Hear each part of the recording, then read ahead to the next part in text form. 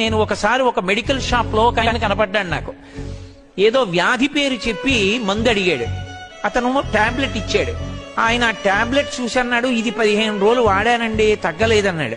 Medical shop అతను అన్నాడు, ఎవరు రాశారని అడిగాడు. ఎవరు రాయలేదు, పక్క మెడికల్ షాప్ లో అతన్ని కూడా అడిగితే ఇచ్చాడన్నాడు. అతను అన్నాడు, డాక్టర్కి చూపించుకోకపోయారా అన్నాడు.